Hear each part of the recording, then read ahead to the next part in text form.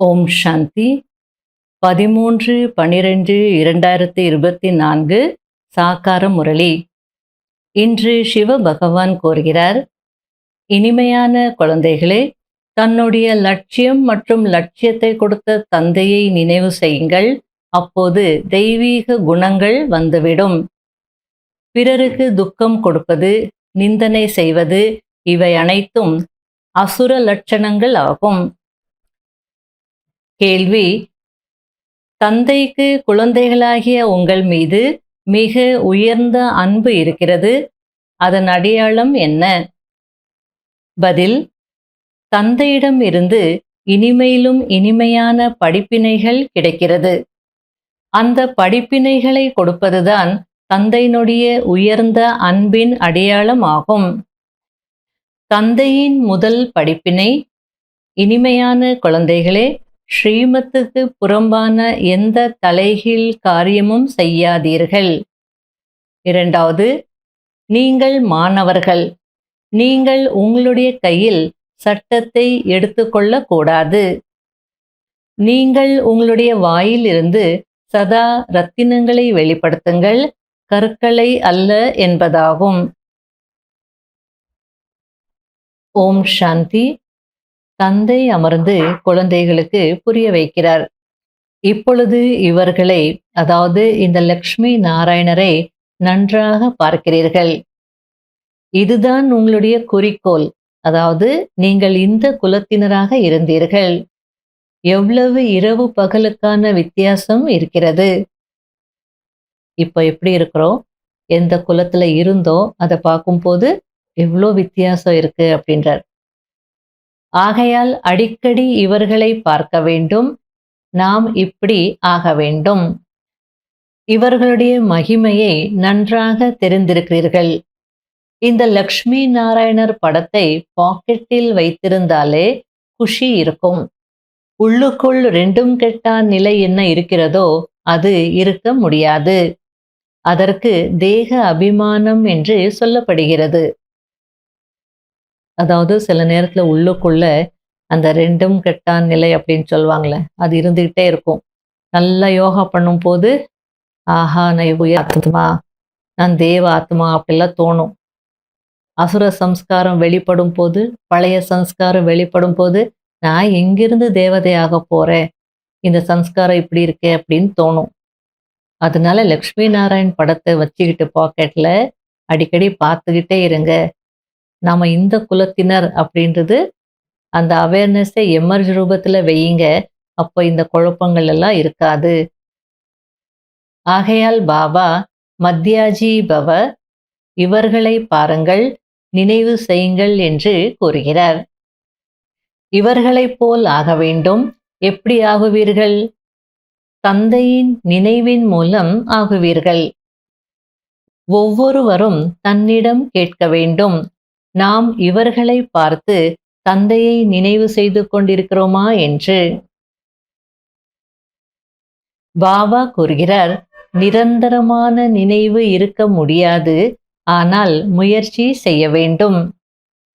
இல்லற விஷயங்களின் காரியங்களை செய்து கொண்டே இவர்களை, அதாவது லக்ஷ்மி நாராயணரை நினைவு செய்தீர்கள் என்றால் தந்தை கண்டிப்பாக நினைவிற்கு வருவார். தந்தையை நினைவு செய்தீர்கள் என்றால் நாம் இதுபோல் ஆக வேண்டும் என்பது கண்டிப்பாக நினைவிற்கு வரும். முழு நாளும் இந்த ஈடுபாட்டிலேயே இருக்க வேண்டும். அப்போது மற்றவரை ஒருபோதும் நிந்தனை செய்ய மாட்டீர்கள். இவர் இப்படி, அவர் அப்படி என்று யார் இந்த விஷயங்களில் ஈடுபட்டிருக்கிறார்களோ அவர்கள் உயர்ந்த பதவி அடைய முடியாது, அப்படியே இருந்து விடுவார்கள். எவ்வளவு எளிதான முறையில் புரிய வைக்கப்படுகிறது. குழந்தைகளை, கெட்ட காரியம் செய்து தோல்வி அடையாதீர்கள் என்று தந்தை புரிய வைக்கிறார்.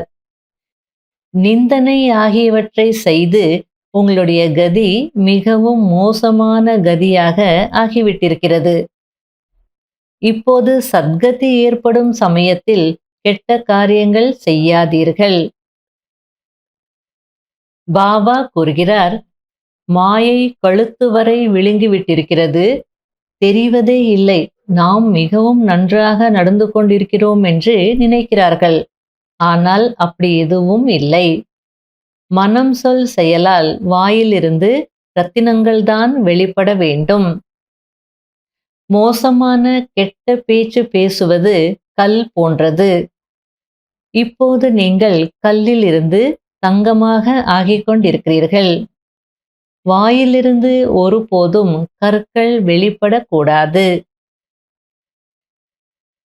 இங்கே ஷரீரத்தை விட்டுவிட்டு சென்று சத்தியுகத்தில் இளவரசர்களின் கல்லூரியில் மொழியை கற்றுக்கொள்கிறீர்கள். அங்கே அனைவரும் மொழியை கற்றுக்கொள்ள வேண்டி இருக்கும். அது தாய்மொழி. நிறைய பேருக்கு முழுமையான ஞானமும் கிடையாது. பிறகு ரெகுலராக படிப்பதும் இல்லை. ஒன்றிரண்டு முறை தவற விடுகிறார்கள். பிறகு அதுவே பழக்கமாகி விடுகிறது. மாயையின் சீடர்களுடன் தொடர்பு இருக்கிறது. நீங்கள் சிவ்பாபாவின் சீடர்கள் ஆனீர்கள் என்றால் மாயாவால் சகித்து கொள்ள முடிவதில்லை. ஆகையால் மிகவும் பாதுகாப்பாக இருக்க வேண்டும். கீழான சீச்சி மனிதர்களிடம் மிகவும் எச்சரிக்கையுடன் இருக்க வேண்டும். அன்னப்பறவைகள் மற்றும் கொக்குகள் போல் இருக்கிறார்கள் அல்லவா? அதாவது இதற்கு முன்பு மாயாவினுடைய ஃபேன்ஸாக இருந்தோம். இப்போ சிவ்பாபானுடைய ஃபேன்ஸ் ஆன உடனே மாயாவால பொறுத்துக்க முடியல. ஆகையால அதனுடைய பவரை காட்டும். கவனமா இருங்க, எச்சரிக்கையா இருங்க அப்படின்றார். முரளி மிஸ் பண்ணாதீங்க, ஞானத்தை நல்லா புரிஞ்சுக்கோங்க. தந்தை மற்றும் ஆஸ்தியை நினைவு செய்யுங்கள் என்று தந்தை கூறுகிறார். ஆனாலும் நிந்தனை செய்தபடி இருக்கிறார்கள். பிறவி பிறவிகளாக நிந்தனை செய்து கொண்டே வந்தீர்கள். எனவே உள்ளுக்குள் ரெண்டும் கெட்ட நிலை இருக்கிறது. செய்யலாமா வேண்டாமா, செய்யாமலும் இருக்க முடியல. ஆனா செய்தாலும் உள்ளுக்குள்ள பாபா வேண்டான்னு சொல்றாரு, ஆனால் நம்ம செய்துட்டு இருக்கிறோம் அப்படின்னும் தோணுது. ஏன்னா பிறவி பிறவிகளாக இப்படி செய்து பழக்கமாயிருக்கு இல்லையா? அதனால உள்ளுக்குள்ள இந்த கான்ஃப்ளிக்ட் இருந்துகிட்டே இருக்கும். இதுவும் மனதிற்குள் நடக்கும் சண்டை. வீணாக தனக்கு அழிவை ஏற்படுத்தி கொள்கிறீர்கள். அதாவது உள்ளுக்குள்ள டக் ஆஃப் வார் சொல்லுவாங்க இல்லையா? சில நேரத்துல இந்த பழைய சம்ஸ்காரம் இழுக்கும், சில நேரத்துல பாபா சொல்ற விஷயங்கள் இழுக்கும். அந்த பக்கம் இந்த பக்கம் மாறி மாறி இருந்துகிட்டே இருப்பாங்க. அப்படி இருந்தா வீணா உங்க பதவியை நீங்களே இழக்கிறீங்க, உங்களையே நீங்க அழிச்சுக்கிறீங்க அப்படின்றார். அது மட்டும் இல்ல, நிறைய பேருக்கு நஷ்டத்தை ஏற்படுத்துவீங்க. நிறைய பேருக்கு நஷ்டத்தை ஏற்படுத்துகிறீர்கள். இன்னார் இப்படி அப்படி என்கிறீர்கள். அதுக்கு பாபா யார் எப்படி இருந்தால் உங்களுக்கு என்ன போச்சு அப்படின்றார். அதனால சும்மா அவங்கள பத்தி இவங்கள பத்தி எல்லாம் பேசிட்டு இருக்காதீங்க. யார் எப்படி இருந்தா உங்களுக்கு என்ன ஆக போகுது, உங்களுடைய சோல் ஜர்னி என்னன்னு பார்த்துக்கோங்க. என்னுடைய இந்த ஆன்மீக வாழ்க்கையின் லட்சியம் என்ன? அந்த விழிப்புணர்வு இருந்ததுன்னா தானும் நஷ்டத்தை ஏற்படுத்திக்க மாட்டாங்க, மற்றவங்களுக்கும் நஷ்டத்தை ஏற்படுத்த மாட்டாங்க. இப்போது ஸ்ரீமத் படி நடக்க வேண்டும். தந்தை இவருடைய காது மற்றும் கண்களை லோனாக எடுத்திருக்கிறார் அல்லவா? ஒரு சிலருடைய நடத்தை மற்றும் வாயுமண்டலம் சட்டத்திற்கு புறம்பாக சென்று கொண்டிருக்கிறது என்பதை தந்தையும் பார்க்கிறார். இதுக்குதான் பாபா சொல்றார், இவருடைய கண்ணையும் காதையும் நான் லோன் எடுத்திருக்கிறேன் அப்படின்னா நான் யூஸ் பண்ணிட்டு இருக்கிறேன். அந்த கண் வழியா பார்க்கிறேன், உங்களை நீங்க பேசுறதெல்லாம் கேட்கிறேன். ஒரு சிலருடைய நடத்தையும் அந்த வாயுமண்டலம் பார்த்தா சட்டத்துக்கு புறம்பாக இருக்கு. முன்னேறுவதற்கு பதிலாக இன்னும் கெட்டு போகிறார்கள். இதனால் தங்களுடைய பதவியை இழக்கிறார்கள். ஸ்ரீமத் படி நடக்காவிட்டால் அவர்கள் அனாதைகள். அதாவது உலகத்துல கூட சிலருடைய நடத்தை நல்லா இல்லை, அவங்க இஷ்டப்படி இருக்கிறாங்கன்னா அவங்கள கேட்கறதுக்கு கொள்றதுக்கு ஆள் இல்லை, அவங்க அனாதைங்க, எப்படி இருப்பாங்க அப்படின்னு சொல்லுவாங்க. அந்த அர்த்தத்துல பாபா சொல்லிட்டு இருக்கிறார். ஆனால் தேக அபிமானிகளுடைய புத்தியில் இது பதிவதே இல்லை. ஆத்ம அபிமானிகள்தான் தந்தை மீது அன்பு செலுத்த முடியும். அர்ப்பணம் ஆகுவது என்பது சித்தி வீட்டிற்கு செல்வது போல் அல்ல. நாம் பிரஜாபிதா பிரம்மாவின் குழந்தைகள். நமக்குள் ஒருபோதும் கெட்ட சிந்தனைகள் வரக்கூடாது. நிறைய பேருக்கு இப்போதும் கூட கெட்ட சிந்தனைகள் வருகிறது. கெட்ட சிந்தனைகள்னா விகார சிந்தனைகள். பிறகு அதற்குண்டான தண்டனை மிகவும் கடுமையானதாக இருக்கும். தந்தையும் நிறைய புரிய வைக்கிறார். ஒருவேளை உங்களுடைய கெட்ட நடத்தையை பாபா பார்க்கிறார் என்றால் இங்கே இருக்க முடியாது. தண்டனையையும் கொஞ்சம் கொடுக்க வேண்டி இருக்கும். நீங்கள் தகுதியானவர்கள் இல்லை, தந்தையை ஏமாற்றுகிறீர்கள். ஆகையால் தந்தையையும் உங்களால் நினைவு செய்ய முடியாது. அதாவது பாபா குழந்தையாகி நடத்தையை திருத்திக்கல, தவறு செய்கிறோம் அப்படின்னா தந்தையை ஏமாத்துற மாதிரி தானே. அப்போ நீங்க தகுதியானவர்கள் இல்லை அப்படின்னு சொல்லி பாபா தண்டனையும் கொடுக்க வேண்டியதாக இருக்கும். அது மட்டும் இல்ல, அவங்களால பாபாவையும் நினைவு செய்யவே முடியாது அப்படின்றார். தந்தையின் வழிப்படி நடக்காததினால் இன்னும் அதிகமாக பூதங்களின் பிரவேசம் ஆகிவிடுகிறது. பிறகு தண்டனைகளை அனுபவிக்கிறார்கள். தந்தையும் அனைத்தையும் செய்கை மூலம் புரிய வைத்து கொண்டே இருக்கிறார். தன்னுடைய அதிர்ஷ்டத்திற்கு நிறைய கோடுகள் போட்டு குறைத்து கொண்டு விடுகிறார்கள். ஆகையால் தந்தை எச்சரித்து கொண்டே இருக்கிறார். இப்போது இது தவறு செய்யக்கூடிய நேரம் இல்லை.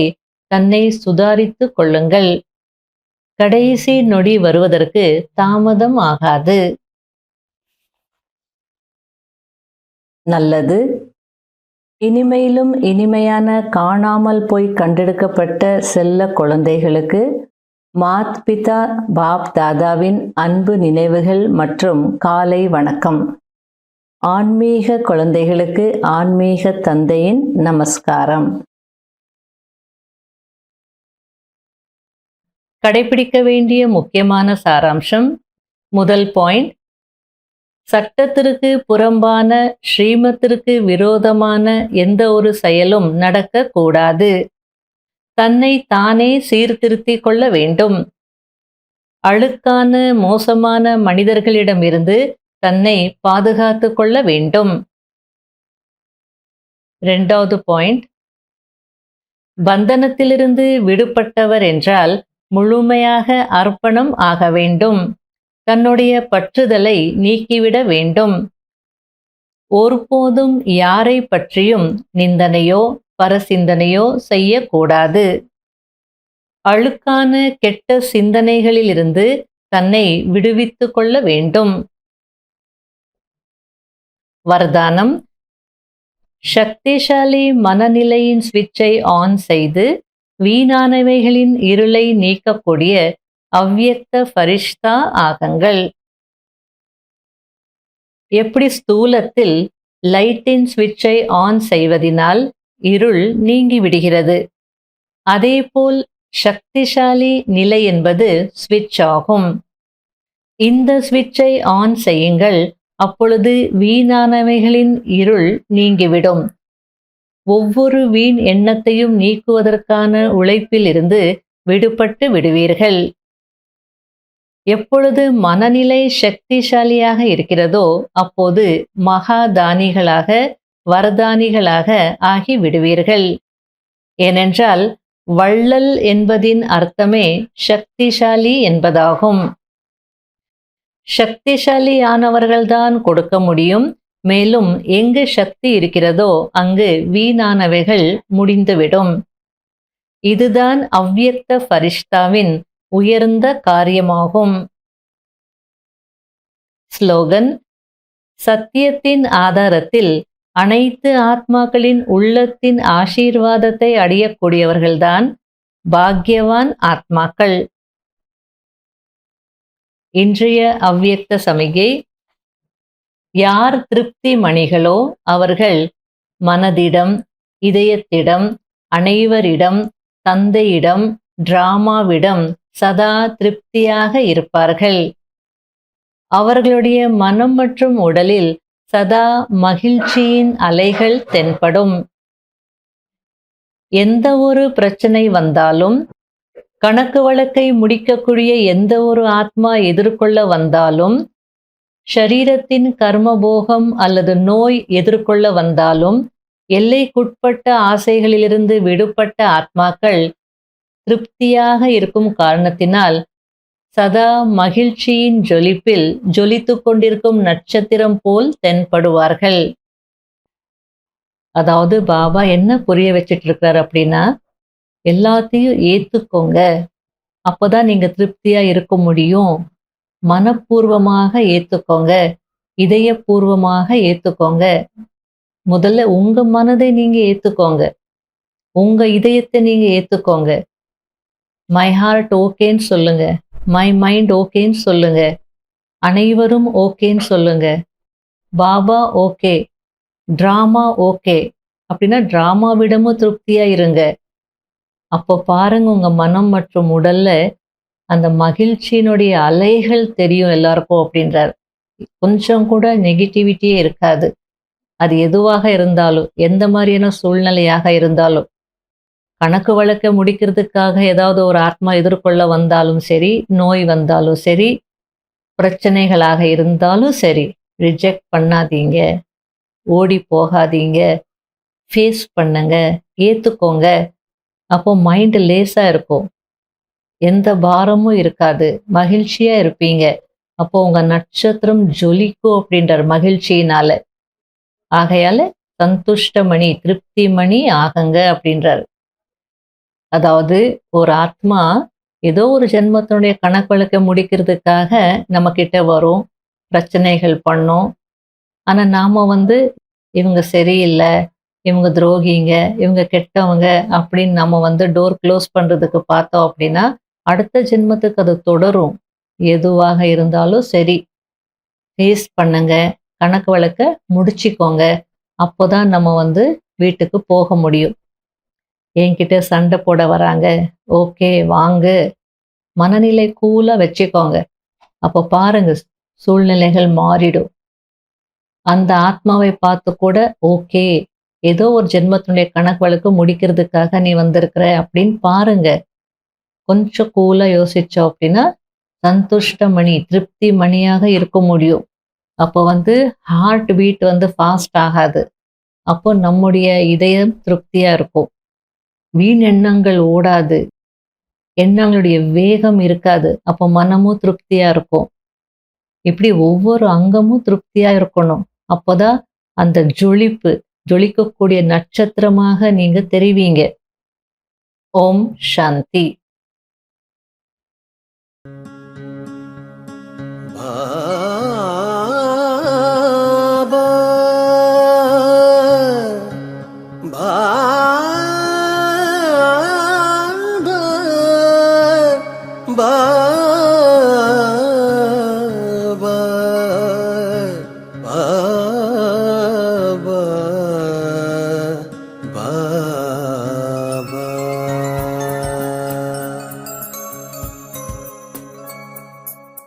சுடர்விடும் ஜோதியிலே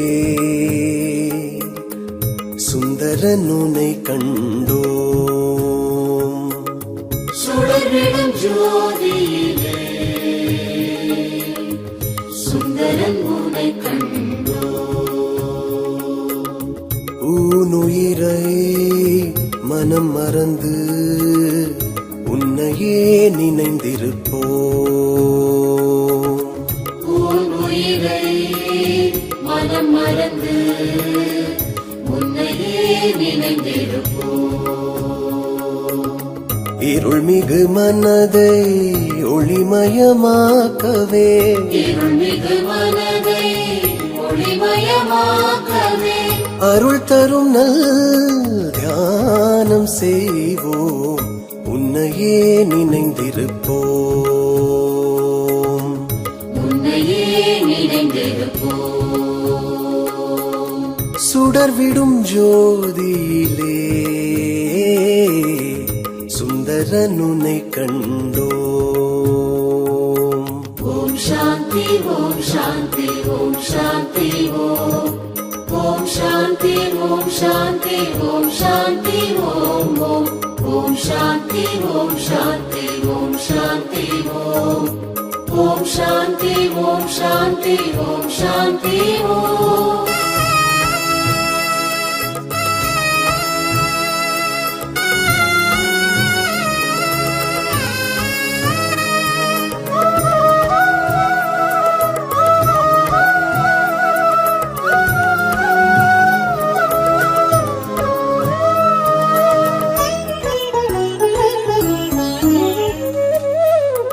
அன்பருள் வழங்குபவர் ஒப்பில்லாத ஒளியவர் அண்ட சகாசரமாய் உருவான முதல்வன் சித்தத்திலே சிவனின் திருவருள் நிறையவே சித்தத்திலே சிவனின் திருவருள் நிறையவே ஞானத்தை அடையும் தத்துவம் காண்போமே தத்துவம் காண்போமே சுடர்விடும் ஜோதியிலே சுந்தரன் உனை கண்டோம் சுடர்விடும் ஜோதியிலே சுந்தரன் உனை கண்டோ